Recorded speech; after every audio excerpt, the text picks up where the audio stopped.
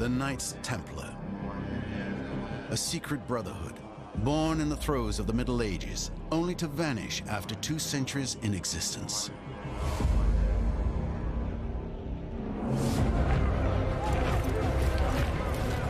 Of these men who left their mark on history, remains the legends that made them famous. Their white overcoats bearing the iconic Red Cross, the riches they amassed, their discipline and ferocity in battle. These were the elite troops, the special forces of the 12th century. After 1,000 years, mysteries still surround the myth of these soldiers of Christ. Are they priests? Are they monks? Are they knights? What are they? An English chronicler called them a certain new monster. In this episode, we discover the truth behind the tragic end of the Knights Templar. It speaks of considerable preparation and considerable logistics, all the more impressive because the Templars didn't suspect it coming. Thanks to the renowned experts on the history of the Order of the Temple, along with an investigation where the only written evidence of this period is preserved, we reveal how the King of France plotted to bring down the Order of the Temple. The accusations were so outrageous and they'd spread around Europe pretty quickly. You can't, here the Knights Templar are found to be doing all of these very strange and very un-Christian things, and everybody was in a state of shock. They were a part of the past. There was no way for the Templars to skip the trial and for many of them, the death. From the arrest and torture of all the Knights Templar of France to the execution of their last Grand Master, you will discover one of the most Machiavellian plots in history. They would be accused of a heinous crime, sodomy. They are also criticized for worshipping an idol, something that could be associated with witchcraft, with magic. This head could have feet, be bearded, be oozing, have 2 faces. It's a crime against the faith.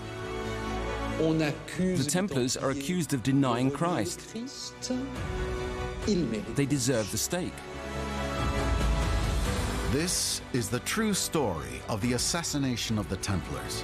Knights who became too rich and too powerful, and whose final members were burned at the stake before the people of Paris.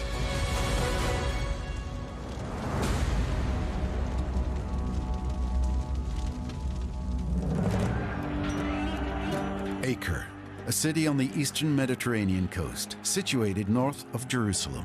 In the month of April 1291, the Mamluk Sultan, Al-Ashraf Khalil, lays siege to the city with his army of 220,000 men. Inside are 30,000 inhabitants, including 14,000 soldiers and a few hundred Knights Templar. These fighters are members of the Order of the Temple, a brotherhood born at the beginning of the 12th century. Their mission? To defend Christians in the Holy Land. But nearly 200 years after their creation, and despite 8 crusades, Christian holdings in the East have largely disappeared. Surrounded by Mongols and Muslims of the Mamluk dynasty, they are under constant attack.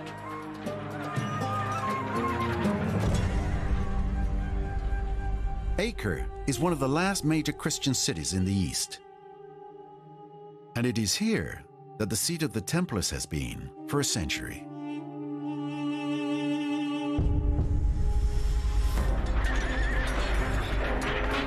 On May the 18th, 1291, the Sultan's soldiers launched the assault. Guillaume de Beaujeu, Grand Master of the Order of the Temple, dies in battle. 10 days later, Acre falls to the Muslims. All of a sudden, the Holy Land was lost. This was the last Christian stronghold. It was at its greatest extent probably in the early 1140s, maybe. Ever since then, it had been slowly getting less and less Christian as they were losing land and losing cities. The loss of Acre was, a disaster. Everybody was slaughtered. The fall of Acre in 1291 is very much the end of the Crusader states.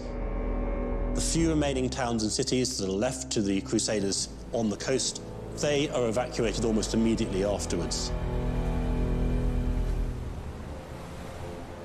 At the end of the summer of 1291, the Muslims retake all Christian holdings in the Holy Land. The surviving Templars retreat to the island of Cyprus, which becomes their new headquarters. When the Templars were forced to retreat to Cyprus, this was not the end of their struggle for the Holy Land. Almost immediately, they started to lay plans, seeking for options for getting back. When they left Acre, the Knights Templar had already premeditated their departure, and the Order's treasury had been evacuated. The Order's archives had also been evacuated.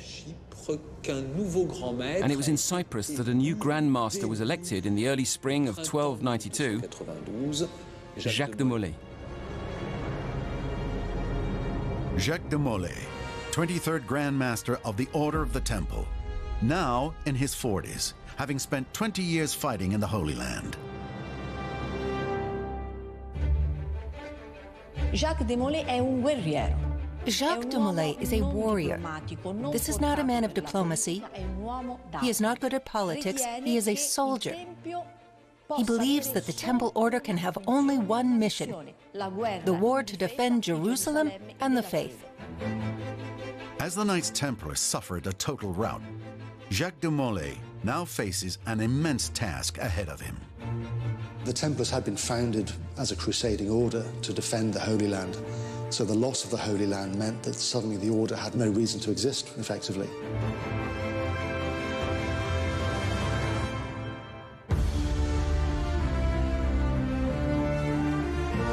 As early as 1293, Jacques de Molay traveled throughout Europe to convince the Pope and the kings that it was possible to reconquer the Holy Land.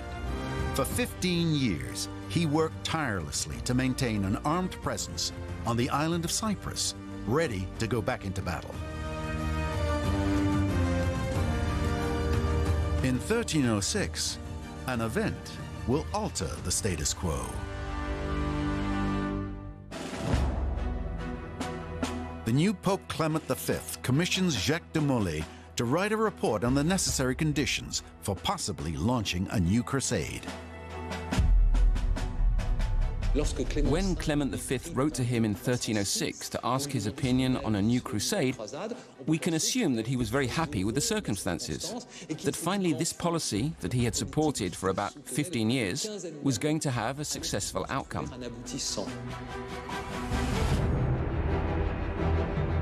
This report is kept at the National Archives of France in Paris. The words of the Temple's Grand Master are clear.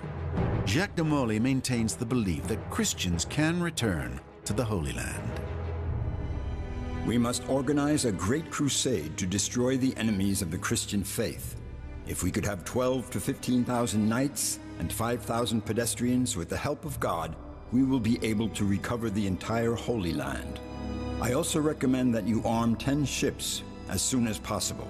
I will arrange for the money to pay the fees. With his field experience, he realizes that sending small expeditions is not enough to overcome the situation, and that it will take an army of boats to retake a minimum of positions.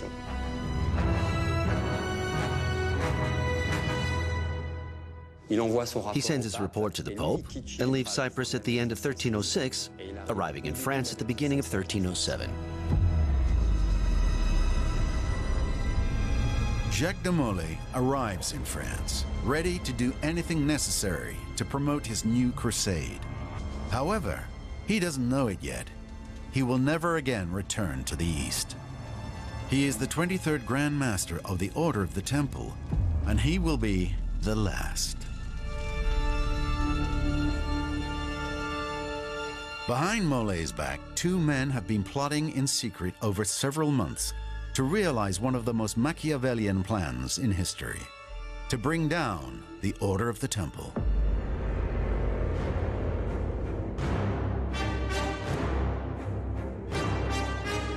These two men of Philip IV, King of France, also known as Philip the Fair, and Guillaume de Nogaret, his closest advisor.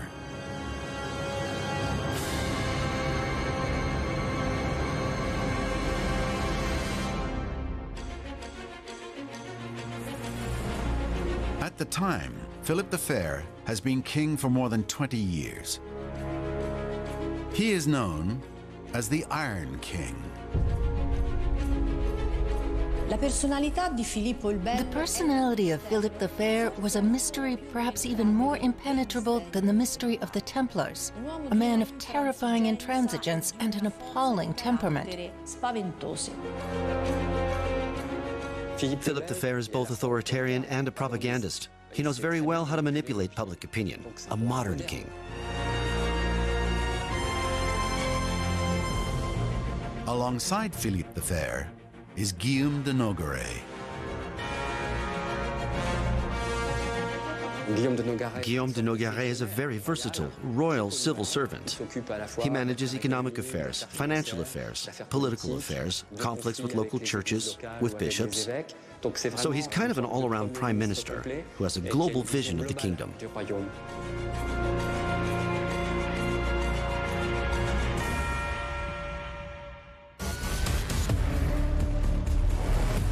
The reasons which drove these two men to destroy the Order of the Temple were multiple. The first, and most obvious, was money. Philip the Fair had a very aggressive and a very dynamic territorial policy, as much towards the south of France and Lyon as towards the north, towards Flanders, and therefore he's in a permanent war in the early 1300s with the cities of Flanders and the Flemish nobility, and these military expeditions cost him lots of money. In 1307, the Kingdom of France was on the verge of bankruptcy. The King of France was in debt up to his neck with foreign bankers. The French crown's finances were weak, and the Templars were an obvious source of immediate wealth. If he just can, take the order down, he's got access to their money. Well, that's what he thought.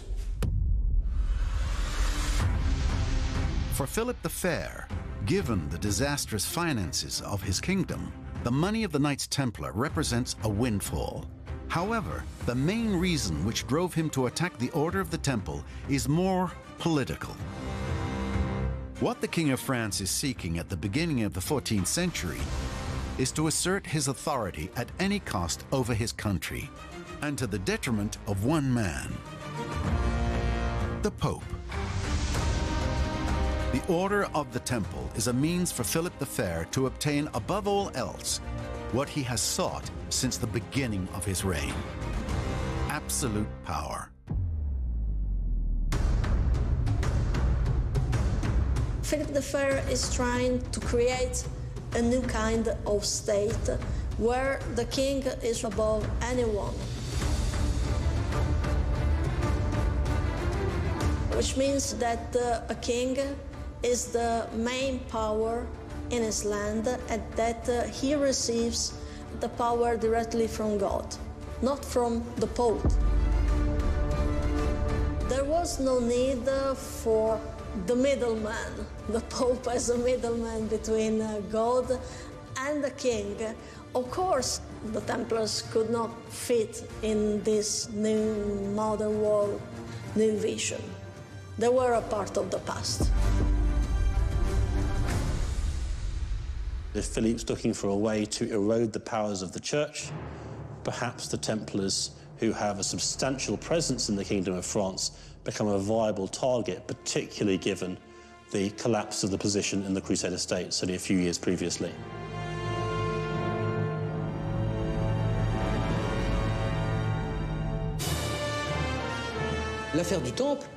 The Temple affair was devised by the French monarchy to weaken the papacy. It was aimed against an order dependent on the Pope alone, who was the best hope for the Holy Land and one of its privileged creatures.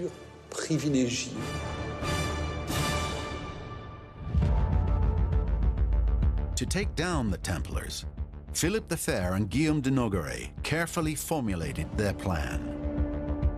Several months before Jacques de Molay's return to Europe, they secretly warned the new Pope Clement V that scandalous rumors were circulating about the Order of the Temple. According to these rumors, the Templars were actually heretics. Heresy is one of the most terrible crimes that there was. It's a crime against faith. The Templars were accused of denying Christ, of maintaining initiation ceremonies where one would encourage the brothers to indulge in sodomy with each other. The Templars, instead of fighting for the faith, would offend it on a daily basis. Rumours about the Templars had been circulating for, most of the time the order had been going, whether there was any truth to them or not. They were also, fanatically secretive, but they were in their own bubble, effectively, of privilege. So once these accusations started to filter out, I think the secrecy, again, worked against them, because people didn't know what the Templars did in their initiation rituals.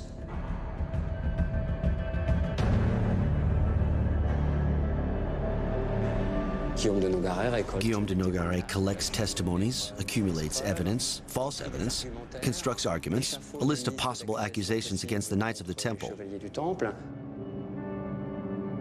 It's in 1306 that all these accusations, these rumors that are circulating, will grow and grow.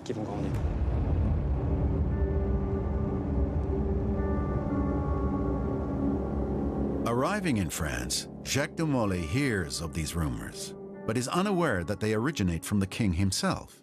He senses that his order of knights is threatened. He decides to counterattack. Jacques de Molay asked the Pope for an inquiry, led by the Pope himself, into the honor of the order and its practices. Jacques de Molay had warnings that something was going on, but I think because he'd been a lifelong Templar, he thought they were untouchable. And for 200 years they had been. They were answerable only to the Pope. So I think Jacques de Molay underestimated Philip the Fair quite badly. He thought, well, we're Templars, I'm the Grand Master, nobody can touch me except the Pope. But what Jacques de Molay doesn't know is that Philip the Fair and Guillaume de Nogaret have no intention in waiting for Pope Clement V to investigate.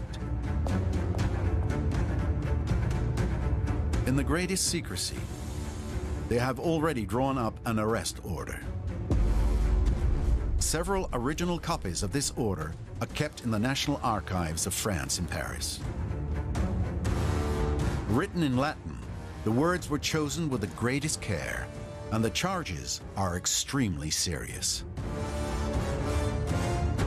In the arrest order, there are 5 main justifications which are advanced. First, something implausible that happens during the initiation of a new Templar. A brother who is received is led behind the altar. The master then shows him the cross, the figure of our Lord Jesus Christ, and makes him spit on it 3 times. Secondly, there were some other troubling practices for the candidate to be a new Templar. The officiant who will dub him as a new Templar kisses him at the base of the spine, just above the buttocks. A very bizarre, obscene kiss. Thirdly, the Templars would be encouraged at their initiation to have homosexual practices so as not to unite carnally with women. Then the master tells him that according to the statutes of the order, if a brother wants to sleep with him carnally, he is obliged to accept. So they were advised to commit an abominable crime, which all heretics are charged with, sodomy. They are also accused of worshipping an idol, something which is in the realm of witchcraft and magic. And the final justification, the brother chaplains of the Order of the Temple would not consecrate the host at the communion of their members, meaning not an orthodox practice during the course of a Mass. A set of heterodox practices is swept away to justify an accusation of heresy.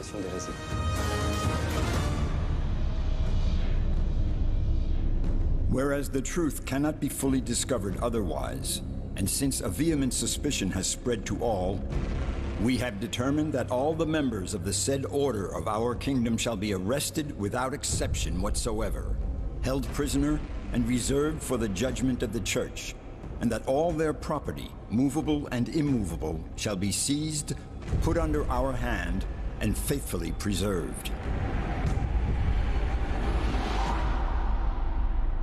The arrest order indicates that the operation must remain an absolute secret. On September the 14th, 1307, the royal order was sent to all regions of France and delivered in person to the bailiffs and seneschals, the king's representative officers, had the task of preparing one of the greatest police operations of the Middle Ages. 1 month later, throughout the Kingdom of France, and at precisely the same time, the king's police arrive at the gates of each commandery of the Order of the Temple.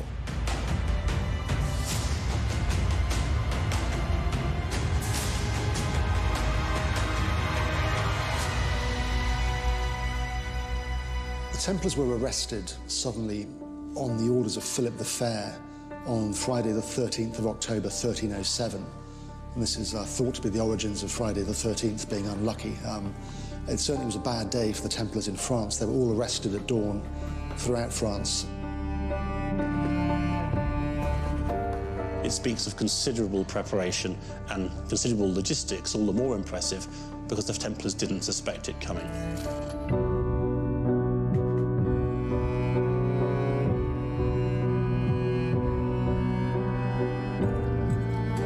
Jacques de Molay, 23rd Grand Master of the Order, is also arrested. The soldiers appeared at dawn on October 13th at the gates of the Paris Temple, which was a fortified district just outside the capital of France. They arrested all the Templars present. There were 138 of them.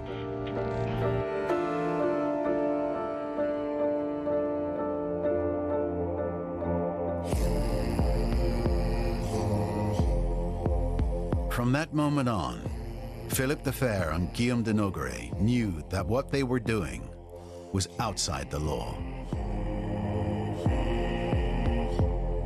By arresting the Templars, Philip was technically acting outside his jurisdiction. The Templars were an order of the Church, therefore he had no right to arrest them.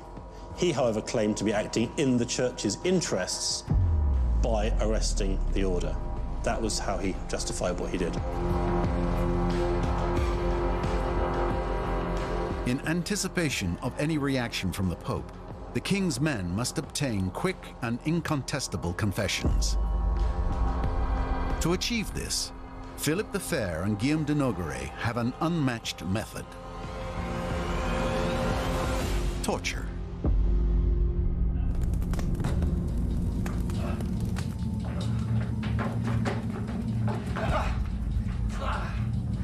The interrogations begin on October the 15th, 1307. They weren't officially supposed to spill blood.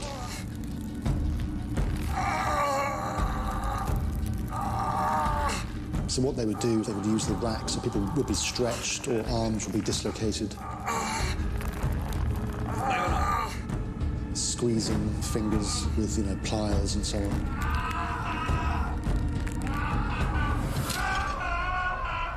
So although they weren't officially allowed to cut somebody open with a knife, they could do pretty much everything else. It was pretty nasty.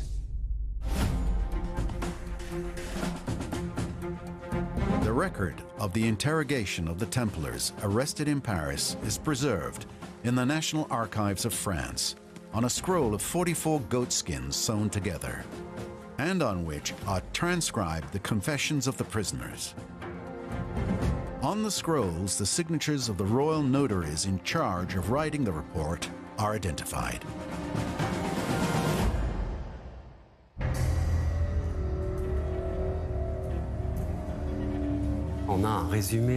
We have a very short summary of a day of interrogation with 3 questions that come up. Did they spit on the cross of Christ? During the initiation ceremony, did they kiss the candidate on the top of their buttocks? Did they receive instructions to unite carnally with their brother knights? So, to be clear, we're in the fabrication of mass confessions in order to be able to take legal action afterwards.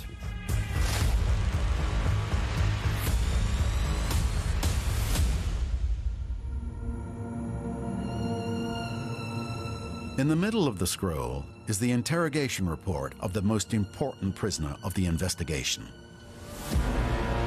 Jacques de Molay.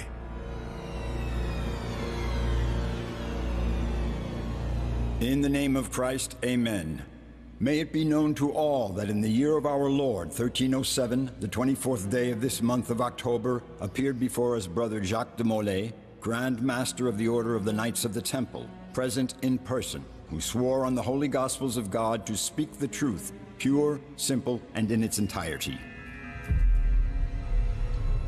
Even today, no one knows to what point Jacques de Molay was tortured to make him say the following words, transcribed in the interrogation report of the king's notaries.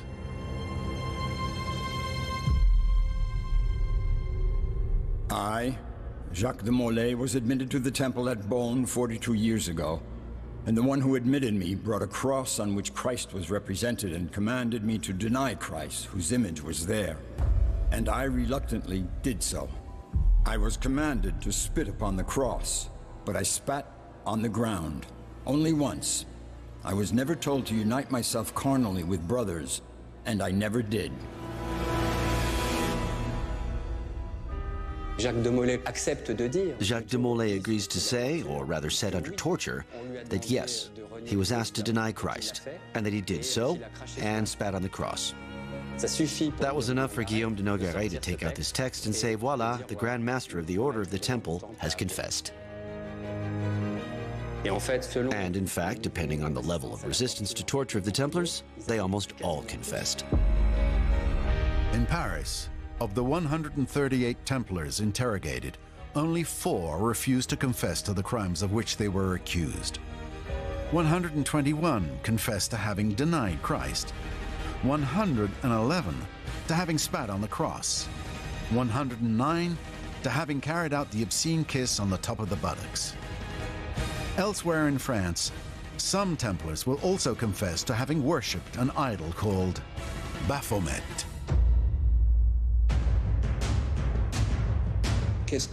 What is a Baphomet? We don't even know. And when you have a description, you have everything. This head could have feet or not have feet, have 2 feet, have 4 feet, be bearded, be oozing, have 2 faces. We're obviously in perfect confusion, which simply shows the imagination of the inquisitors.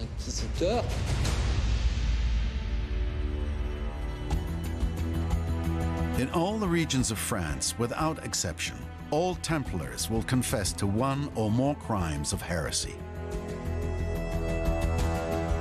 You could say, well, the sheer number of confessions indicates that some at least must have been guilty, or you can say, well, hang on, they're being tortured, of course they're going to confess. The link between torture and the guilty verdict is very strong. The Templars were basically saying what Philip wanted to hear, effectively. Thanks to these large-scale confessions extracted under torture, Philip the Fair and Guillaume de Nogaret achieved their first victory. They announced to all of Europe the result of their investigation. The Templars are heretics and must be eradicated. Pope Clement V is cornered. Although the King of France has acted outside of the law, these confessions are far too serious for the Pope to stand by and do nothing. On November the 22nd, 1307, he publishes the bull Pastoralis Preeminentiae, which is addressed to all the Christian kings of Europe. I, Pope Clement V, demand and exhort that your nobility prepares to give the order to seize all the Templars of your territory, as well as their movable and immovable goods on the same day.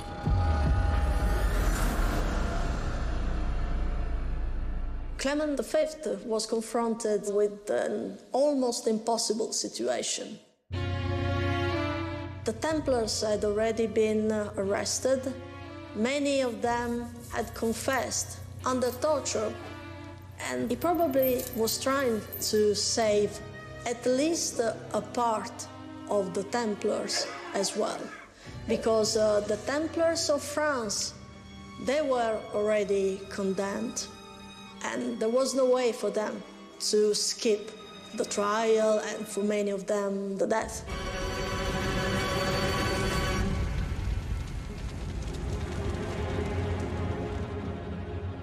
The rest of Europe's sovereigns are skeptical of the Templars' guilt. And while all the members of the order are arrested, questioned, and tried in different countries, the conclusion nearly everywhere is the same. No one finds anything to reproach the Knights Templar. When the papacy initiated the Templar trial across Western Christendom, the Templars were put on trial in multiple countries, including the Kingdom of England, Kingdom of Aragon, parts of Germany, Italy, and elsewhere. The main finding from all of this is that no Templars confessed. In Spain, the king and the population defended their own. There was a trial, but there was no defamation. In Venice, the trial was in the hands of the Doge, who said, "Ours are very honorable. We are absolutely sure that they are not heretics." And there was not even an arrest. The king of Cyprus defended his own. The most glaring example is England. The English police were unable to cross-examine and obtain a confession or a suspicion of evidence. There had been no use of torture, and there had been no work by the interrogators. But Philip the Fair and Guillaume de Nogaret had no intention of letting the investigations carried out in other countries disrupt their Machiavellian plan. The machine has been set in motion, and there was no stopping it. The damage was done. It didn't really matter if the English Templars weren't admitting to spitting on the cross. The guys in France were admitting to doing that, and that was enough to bring the order down. During the first 6 months of 1308, the King of France and his lawyers put pressure on the Pope. They insist on the seriousness of the confessions obtained and assert again and again that the Templars are guilty and that the king has acted in the interest of the Church. The Pope was not fooled. He suspended the inquisitors of the Kingdom of France. We therefore had a sort of balance of power that was established in the spring of 1308 between the Pope and the King of France. This is the period of great tension. This is where everything is played out. In the summer of 1308, Pope Clement V decides to take back control of the legal situation. He appoints his own interrogators to interview the Knights Templar and asks Philip the Fair to let them see the prisoners. The men of the King of France selected 72 prisoners to send to Poitiers for questioning. The highest dignitaries of the order, including Grand Master Jacques de Molay, are interrogated in the royal fortress of Chinon.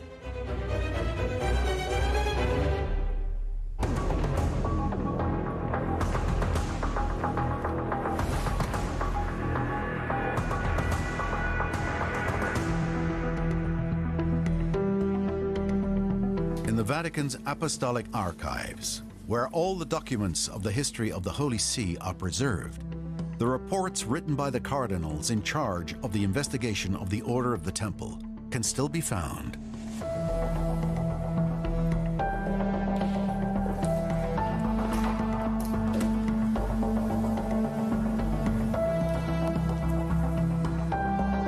The exchanges between the Pope's investigators and the prisoners are faithfully recorded on these pages.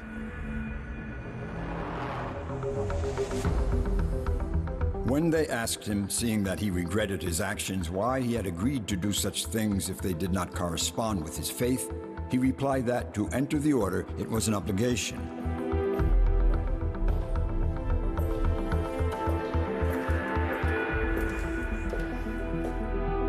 In the margins are still some notes indicating sodomy, initiation rite, idol worship. The Pope's men tried to determine whether or not the crimes accused by the King of France are true. However, Philip the Fair authorized the cardinals to question the Templars only in the presence of his men. Threatened, the prisoners are incapable of denying their heresy. All confess. The Templars who speak know that the royal police are watching them and that they will be returning to the royal prison, so considering the tortures they may have suffered, the torments they have endured for months and months, it's very likely that they did not try to retract their confessions and, in the end, continued taking the line that was established, confessing the minimum, but confessing to be left in peace. When the Templars were interrogated in the spring of 1308 in Poitiers, the Pope realized that all the inappropriate gestures, which formed the basis of the accusations against the Templars, belonged to a practice. The document says usus ordinis nostri, or modus ordini nostri. Therefore, a practice, a rite like in the military, but which had no connection with theology or heretical doctrines. So the Pope was convinced that, yes, the Templars may have been guilty of several faults because they tolerated the existence of these inappropriate ceremonies, but that these faults were not of a heretical nature.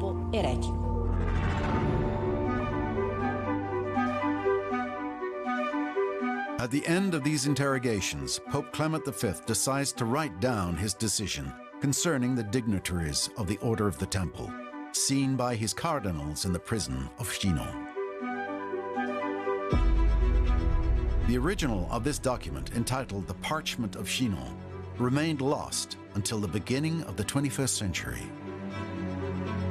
The statement leaves no room for doubt. Pope Clement V gives absolution to the highest members of the Order of the Temple. The wrongs they had allegedly committed are thus forgiven and expunged by the Pope himself. For Jacques de Molay, Grand Master of the Order, we have decided to grant him the benefit of absolution according to the canonical form of the Church. We bring him back to the unity of the Church. We bring him back to the communion of the faithful. And we allow him once again to have the ecclesiastical sacraments.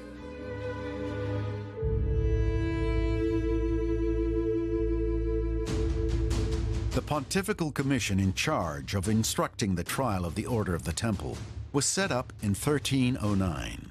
Its members heard hundreds of prisoners who returned to testify, but this time not in front of the King of France's police, but before the men of the Holy See. As they can testify freely without being tortured beforehand, without being in the custody of the royal police, most of the Templars who come to testify retract their confessions, tell how their initiations take place, and everything seems normal in what they tell.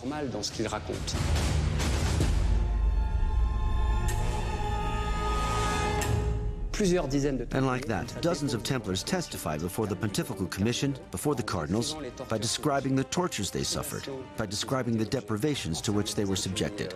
Locked in a well without eating, without drinking. They lost their flesh, they bled.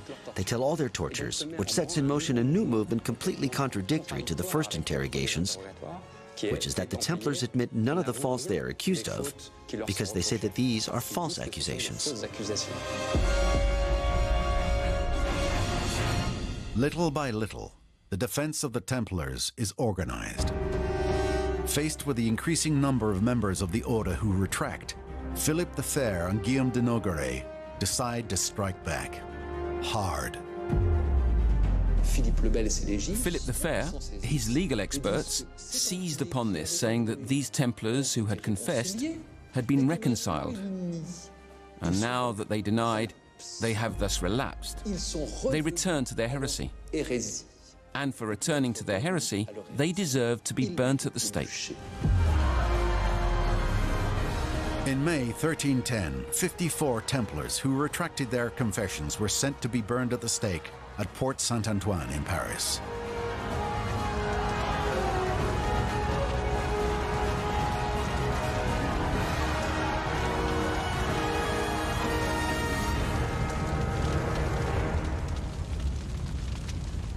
The movement to defend the Order of the Temple, launched by the Templars individually, stopped overnight. The threat of burning Templars who would retract their testimonies had worked, No one wants to defend the order anymore. No one wants to tell the truth. King Philip the Fair had already won. Philip IV's early executions were intended primarily to bring pressure on the papacy. He was making it clear to the Pope he wasn't going to back down, so the Pope was going to have to get used to the idea that the Templars were going to be found guilty. The Templar affair becomes far too embarrassing for Pope Clement V. In spite of his conviction that the Order of the Temple is not guilty, the persistence of the King of France directly threatens the Pope's legitimacy. Pope Clement realized that the damage had been done, that the accusations were so outrageous and they'd spread around Europe pretty quickly. Everybody was in a state of shock. You can't, hear the Knights Templar, the great Christian knights, the summit of crusading zeal, are found to be doing all of these very strange and very un-Christian things in their initiation ceremonies and in their other aspects of their spiritual practice. On October the 16th, 1311, the Council of Vienna convened. Its 170 members rule on the culpability of the Knights Templar. A commission reviews all records of the trials against members of the order across Europe. But Philip the Fair aims to prevent that the Templars be recognized as innocent. He goes in person to apply pressure on the Pope. 6 months after the beginning of the council, Clement V capitulates and stops the trial. He is the superior of the order, and therefore he alone decides to suppress it. There's nothing the Pope could do really to save the order. I think he kind of reluctantly said, okay, you've just got to wind the order up. Clement really had no choice but to dissolve the order. Of course, Philip the Fair, King of France, was breathing down his neck the whole time. I think that the Pope tried to make the whole affair die down. In order to do so, he had to sacrifice the Templars that were already condemned. It was more convenient for the Church that they disbanded somehow.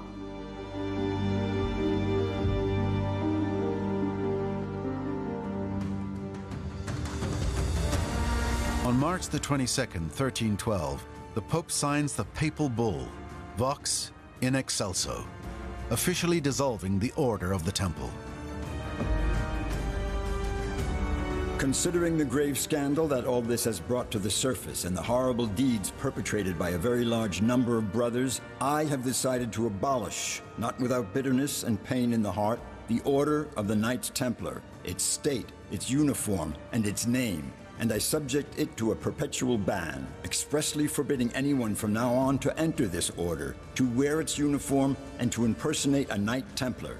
Anyone who contravenes this prohibition will incur the sentence of excommunication. Less than 2 months later, the bull Ad Providam stipulates the decision taken by Pope Clement V regarding the holdings of the order.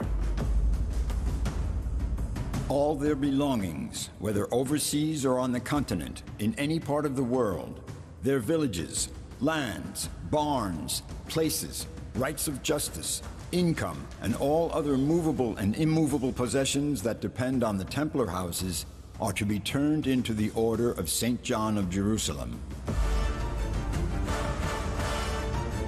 It is therefore not the King of France who recovers the possessions of the Order of the Temple, but another religious and military order, called the Order of St. John of Jerusalem.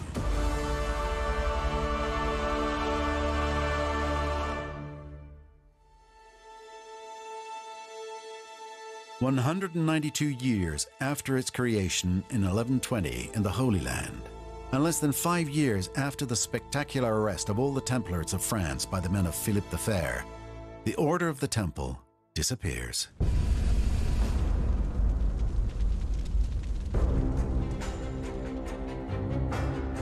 Two years later, the fate of the dignitaries of the Order of the Temple must be decided. Among them, Hugues de Perrot, representative of the Order in France; Geoffroy de Gonville, master of the Order in Aquitaine and Poitou; Geoffroy de Charnay, master of the Order in Normandy; and the 23rd and last Grand Master, Jacques de Molay. Jacques de Molay has been waiting since his arrest to see the Pope in person. He has walled himself up in silence, saying, "I am waiting to see the Pope, to talk to him, and to explain to him why I acted." But the Pope won't be coming. Instead, he sends his cardinals to communicate his judgment to Jacques de Molay and the last dignitaries of the order still in prison. On March the 11th, 1314, Jacques de Molay and the 3 other dignitaries were summoned by the Pope's men.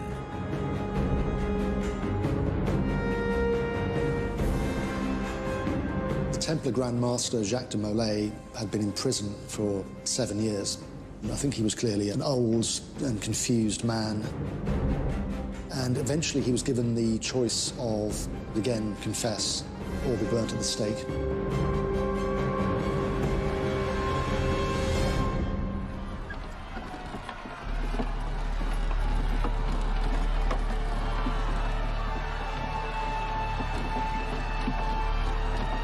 As the 4 dignitaries have renewed their confessions, they are brought to the square in front of Notre-Dame de Paris to hear their sentence.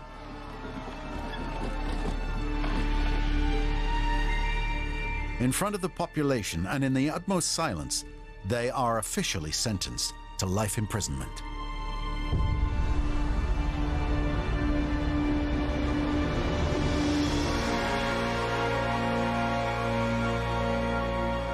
Faced with injustice and to general surprise, Jacques de Molay then decides to change his version of the facts. He denies the accusations brought against him.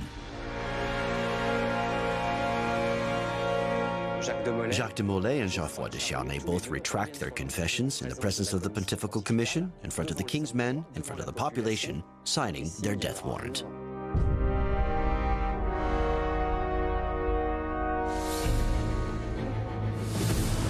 Philippe the Fair, King of France, is immediately informed by the situation.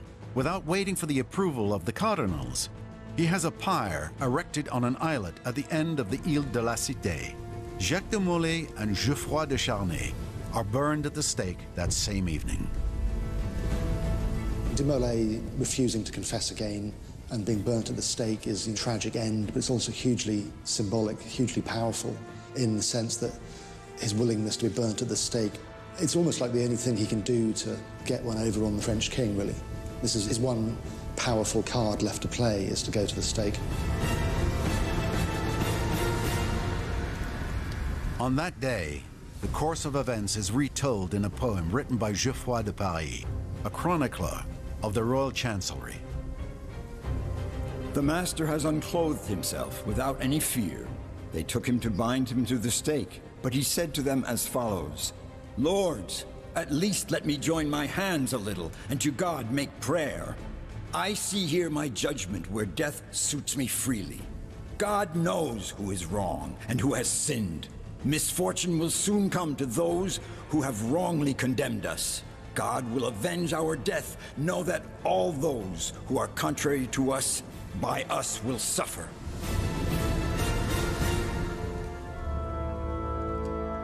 He says that God at the end of time will recognize those who have done good and those who have done evil. He speaks before God. In other words, he also speaks for posterity, for his own, but above all, for that of his order to which he had so devoted himself.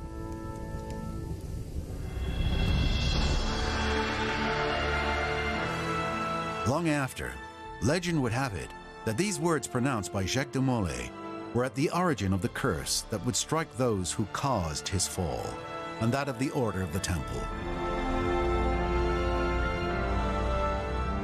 Jacques de Molay was said to have cursed the French King Philip the Fair and the Pope Clement, and indeed the Pope did die the following month, and Philip died in a hunting accident that November. The kingdom appeared to have a bright future, all mapped out. But what happened? The king died very quickly, and his 3 sons, who succeeded him, also died. And then the Kingdom of France went into crisis. France, which was a military power, was defeated by England. And to make matters worse, the Black Plague broke out. For many observers of the mid-14th century, the Capetian kings became cursed kings.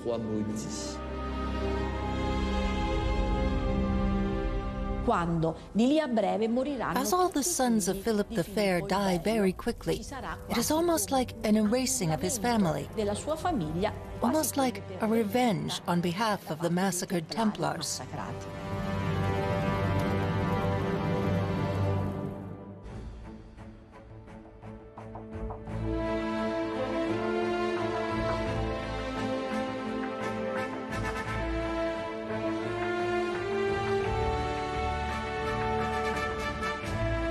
The heroic end of Jacques de Molay, the sudden death of Philip the Fair and Pope Clement V, the mysteries surrounding the birth, reign and fall of the Knights Templar are all elements that for centuries fueled the wildest conspiracies about the Order of the Temple.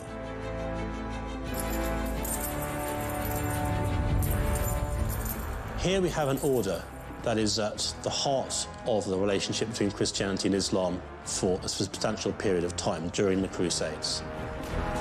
Here is an order which fights for Christ, which to many people seems a contradiction in terms. Here we have an order that was fairly mysterious in some of its practices. And here is an order that was ultimately dissolved on accusations of heresy. And there's a lot there that people will find intriguing. And so it's never surprised me that people do write fabulous stories about Templar myths or Templar treasure or whatever it may be. Having said that, there's very little evidence to support those myths. While some still hope to find, somewhere, a possible hidden treasure from the Templars, and historians continue their investigations into the secrets related to the history of these soldier monks, one thing is clear: the order of the poor fellow soldiers of Christ of the Temple of Solomon, which later became the Order of the Temple, created by a few devoted knights in 1120 in the heart of the Holy Land, will forever be a legend.